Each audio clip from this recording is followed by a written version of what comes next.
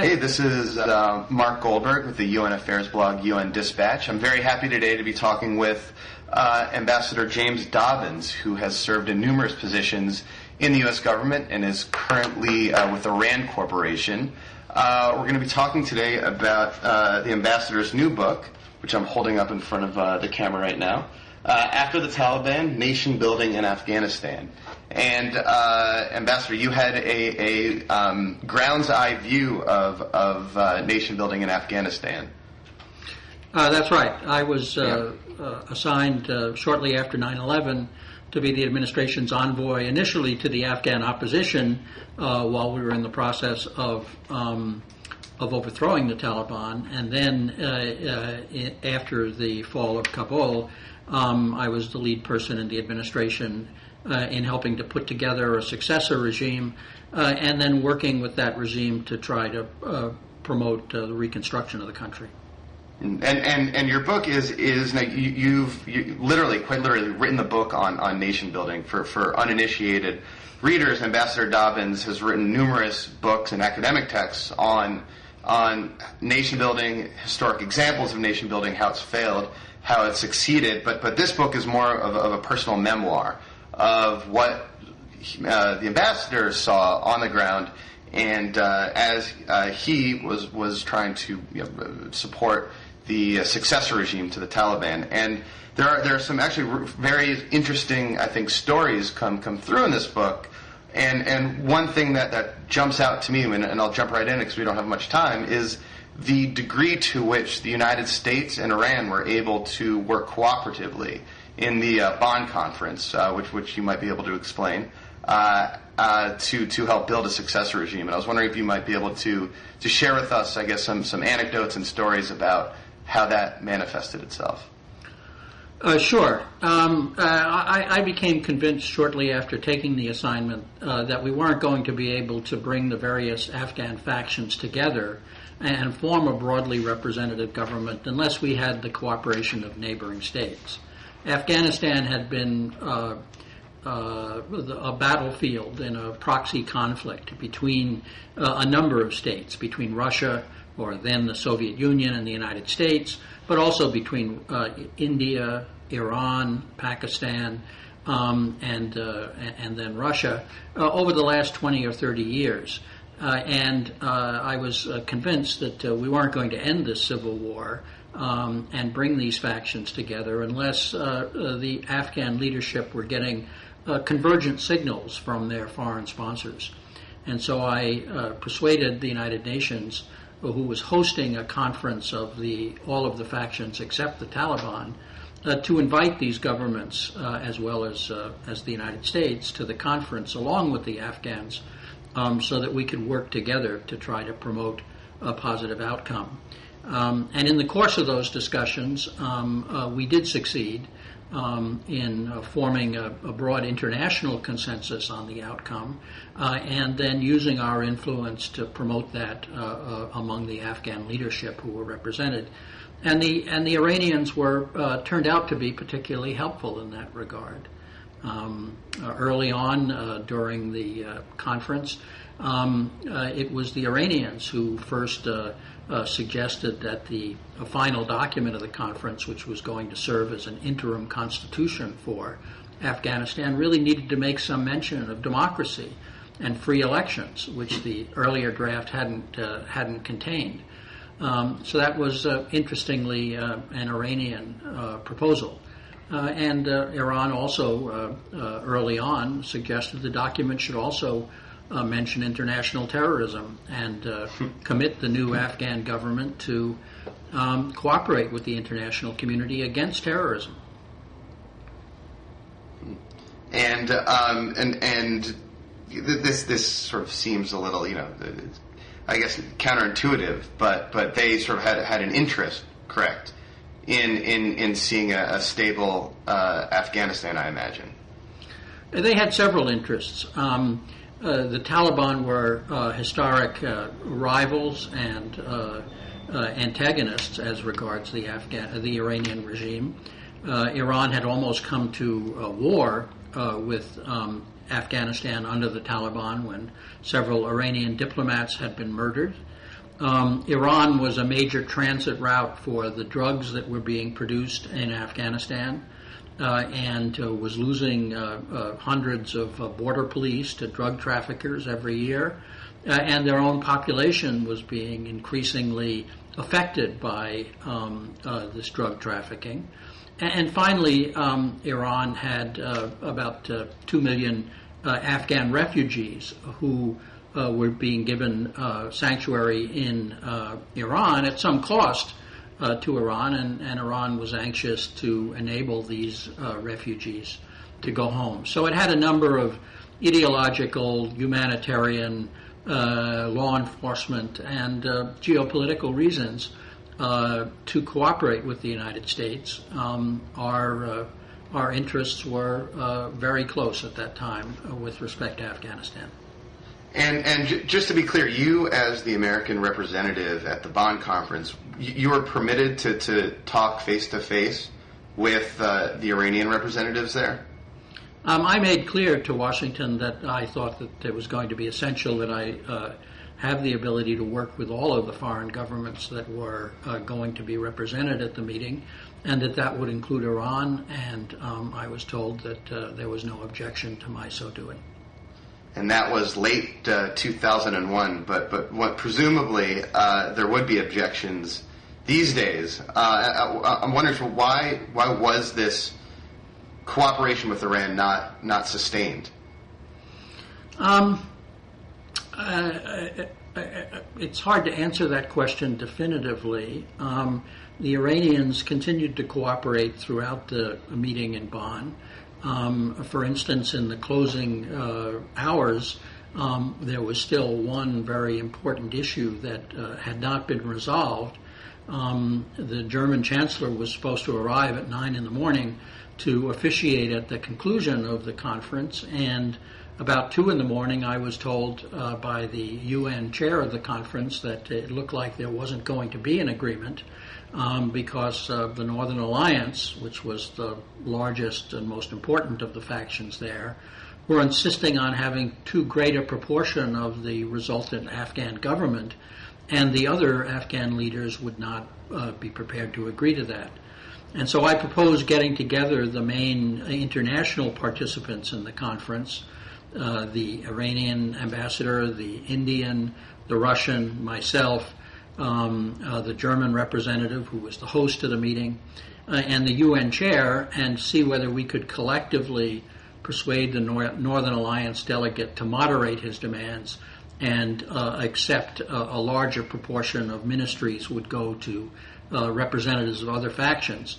We spent almost 2 hours without making any progress on this issue until the Iranian representative took the Northern Alliance delegate aside, spoke to him no more than 30 seconds privately, and when the Northern Alliance delegate came back to the table, he was ready to make the necessary concessions so that the conference could end with a positive outcome. And so Iran really did broker the concluding compromise that allowed the conference to proceed.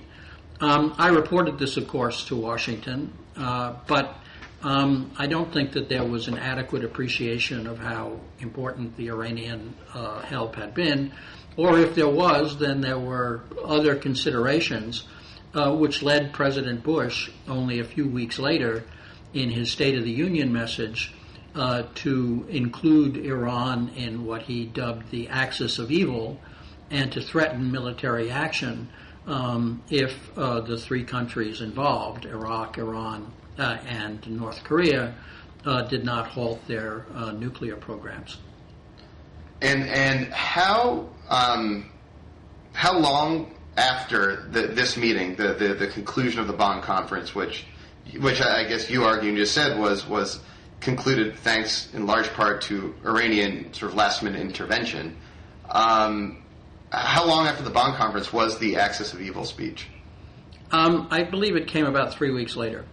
Interesting. I guess sort of sticking, I guess, to the Bonn conference, how did you guys settle on Karzai, Hamid Karzai, as sort of the go-to de facto leader of post-Taliban Afghanistan?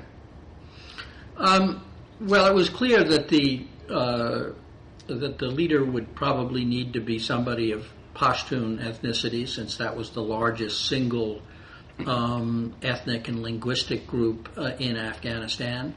It was clear that it probably couldn't be somebody from the Northern Alliance, which was the most powerful faction, but one that represented largely the Tajik and Uzbek and the Shia minorities in the country rather than the Pashtun majority.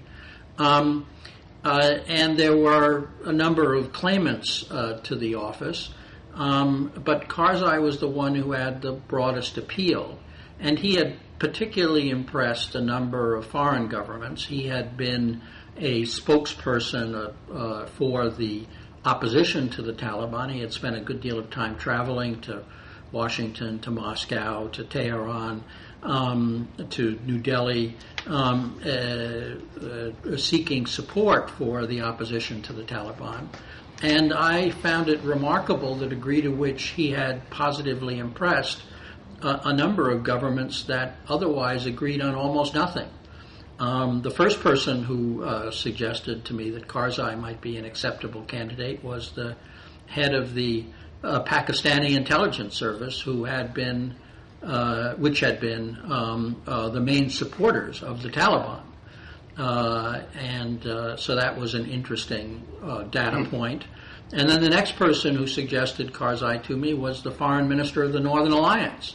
Now, the Northern Alliance and the Pakistani government had been at loggerheads, had been fighting each other for most of a decade. And so if they both thought that this was a candidate they could live with and an acceptable choice to lead the new Afghan government, then he clearly had exceptional diplomatic and interpersonal skills to impress people with his qualities as disparate as those.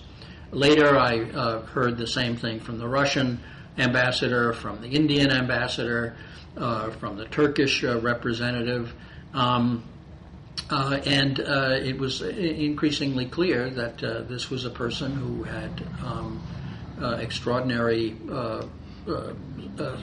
interpersonal and diplomatic skills and had gained the confidence of a number of different governments. And I think he'd had a similar experience with respect to many of the Afghan leaders.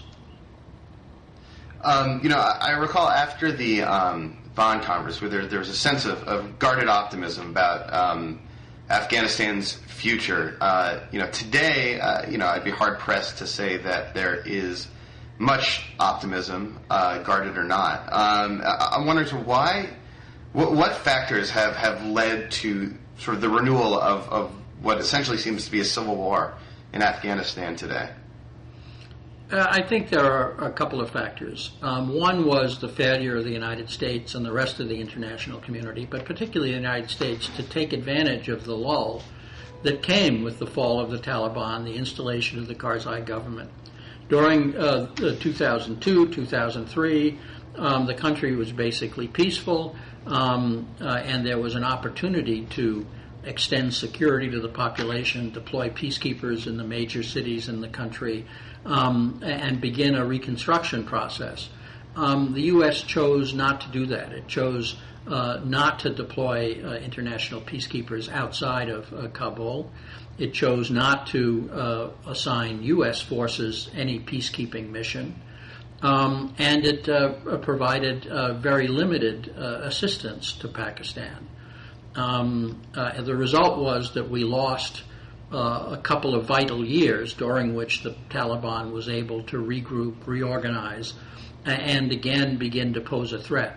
So that was one factor. The second factor was that we essentially allowed the coalition of neighboring states that had come together at Bonn to gradually dissolve. We didn't maintain the contacts and the focus on Afghanistan that we had achieved at Bonn. This took place with respect to Iran, whose continuing cooperation on Afghanistan, which they offered even after the President's State of the Union message was rebuffed. But it also happened with respect to Pakistan. With respect to Pakistan, we focused almost entirely on efforts to track down bin Laden and the remaining al-Qaeda associates, but we did not put any pressure on the Pakistanis to interfere with the operations of the Taliban, who had fled in large numbers to Pakistan and who were reorganizing among the Pashtun populations in Pakistan and beginning to rebuild the capacity to mount an insurgency. You know, I read recently that something like 90% of the world's poppy supply, heroin or poppy supply, comes from Afghanistan. And I'm wondering, does the presence of poppy sort of make provide maybe an endless source of revenue for would-be insurgents in Afghanistan? Is it sort of too much of a destabilizing factor that Afghanistan will never be the secure democracy that we once hoped it would be? I think that the opium production is certainly a major destabilizing factor. It is a source of revenue for the Taliban. A great deal of the revenue goes into the hands of corrupt Afghan officials, not Taliban. So it's not that the Taliban has the monopoly on this revenue, but they certainly gain some support from it. And I think that it certainly makes the situation much more difficult. There has been some success in eradicating opium production in some parts of the country, and generally in the parts of the country that are more secure and in which other forms of economic activity can begin to take hold.